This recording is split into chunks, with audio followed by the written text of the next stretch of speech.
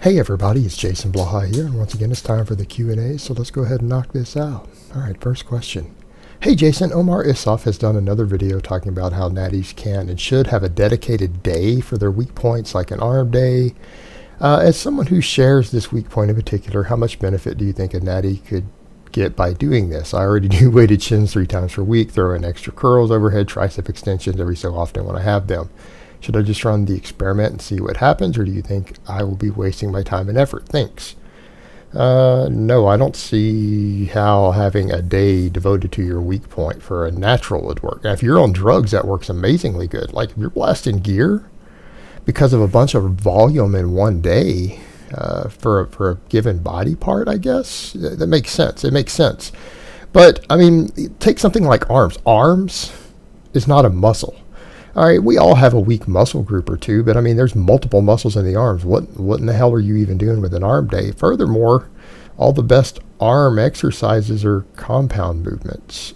I mean, I'm not saying that people can't do some curls and tricep extensions if that's a weak point. You know, again, ultimately, doing more work for a weak point in general can have some extra hypertrophy potential, but one day a week, again, you don't grow that long from any given workout without drugs in your system. I would say that if you have a weak body part, you need to prioritize it. And if, say, it's a muscle, whatever that muscle happens to be, your pecs, your triceps, your bicep, your hamstrings, whatever it happens to be, I would say you need to do more work for that every time you go to the gym. I wouldn't have a dedicated day to something that's a weakness.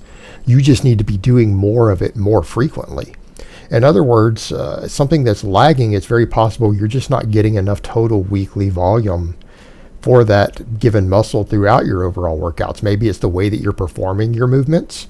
Maybe it's your exercise selection. Maybe it's the volume that you have on any given exercise. In other words, if your pecs are lagging, that doesn't mean you need to have a day where you come in to do flies.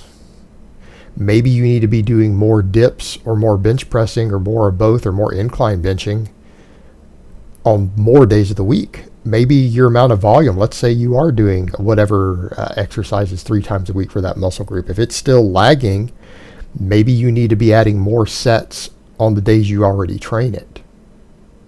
Or you need to increase the frequency. But I would say if you already have a high frequency of training, what's an extra day going to do? All right, if you're already doing pull-ups and curls 3 days a week, do you realistically think adding a 4th day of coming in and doing like 15 sets of curls is going to give you more bicep growth? I don't know that it will.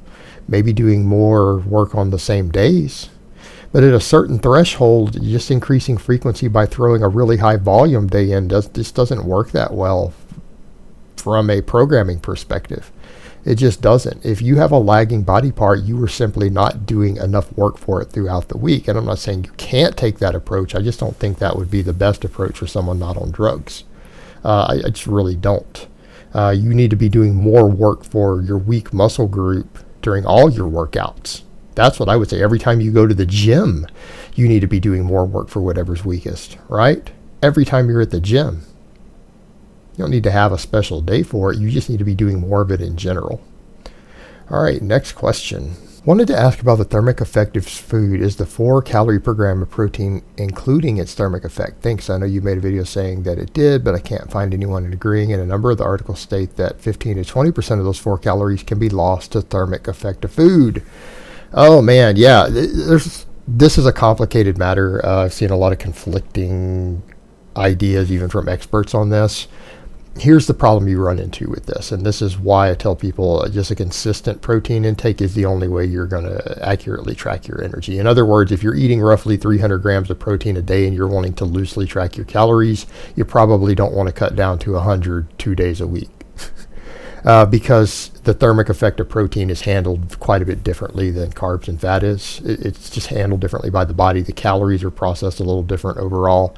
So not only are you dealing with the thermic effect of the protein to break it down into amino acids. See, that's part of what it is, guys. That's why freeform amino acids don't have necessarily always the same thermic effect in terms of just oxidizing protein or utilizing it versus the complete proteins, because yeah, your body does have to use energy to break those bonds down.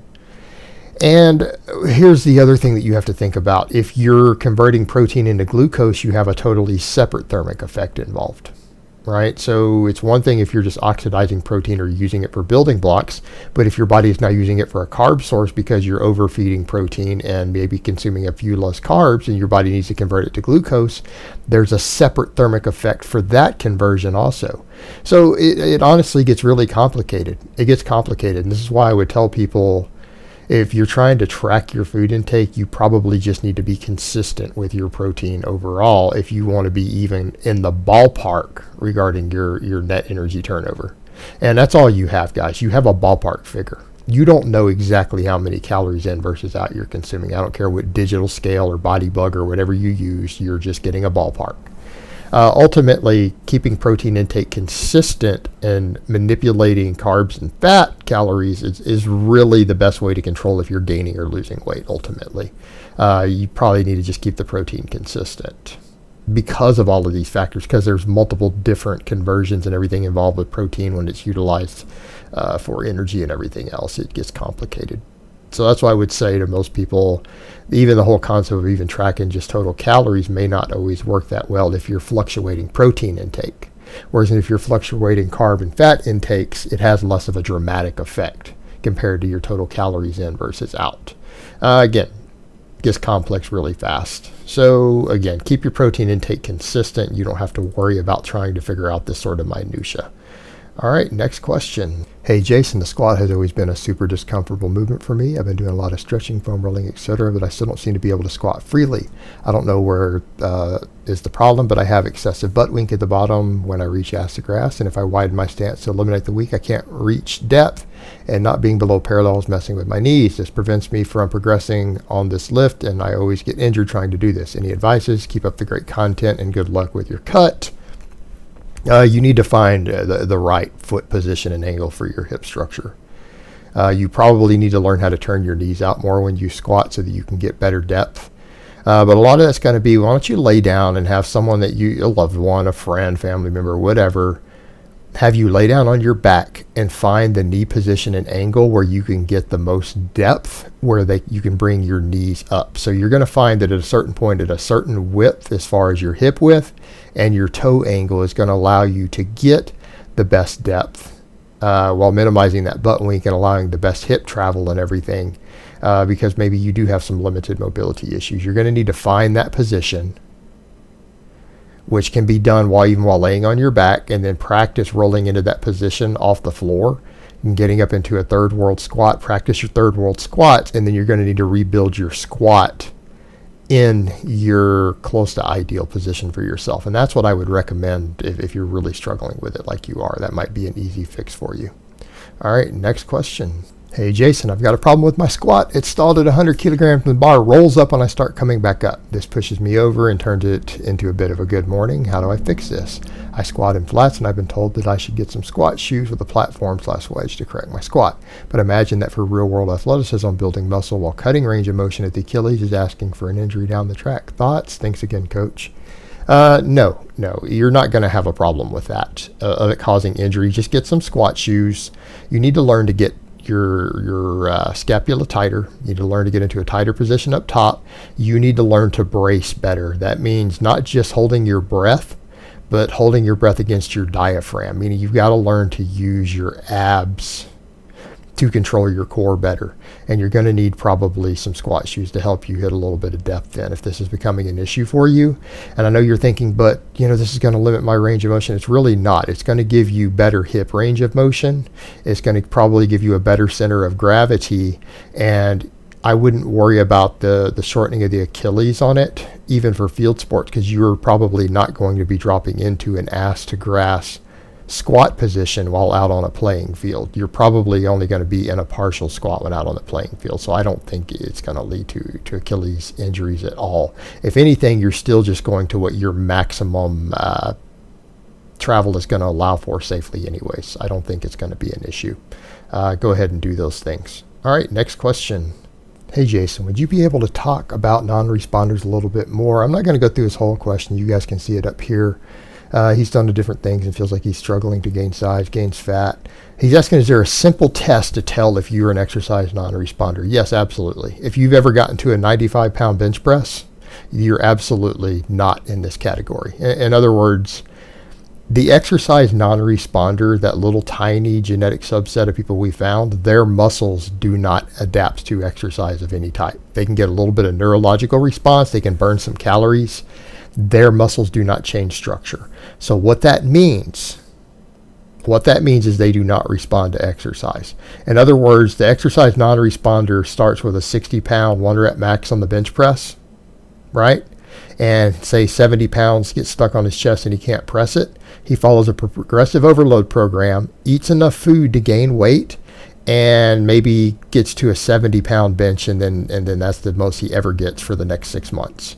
In other words, the exercise non-responder is only going to gain strength relative to muscle they gain from overeating. So if he gains a few ounces of muscle from gaining some fat, he might put 5 pounds on his bench press. He might put 10 pounds on his bench press, but the exercise non-responder will never go from a 60-pound bench press to a 95. By that same token, if he can squat 95 pounds his first day in the gym for 3 reps and then gets pinned under the 4th, it will take him 6 months or a year to get from 95 to 105. And then he'll probably stall for the next 6 months at 105 pounds on the squat. In other words, this person will maintain untrained levels of strength even under the best strength and conditioning coaches in the world for a year. They'll gain like 5 pounds on their lifts, 10 pounds on their lifts, if that. Same thing, that person will never be able to run fast. In other words, you can get them to where you can improve their cardiovascular stamina a little bit, but their muscles will not respond to training. So that person will probably never be able to run a mile successfully without their muscles just fatiguing no matter how much running practice they get, right? That's what we're talking about, complete non-responders. Everyone else possibly just isn't training hard enough, not eating enough, not sleeping enough, or on a bad program. All right, guys, but that's really all I have to say on that today. I hope it's been informative, and I will talk to you guys next time in part 2.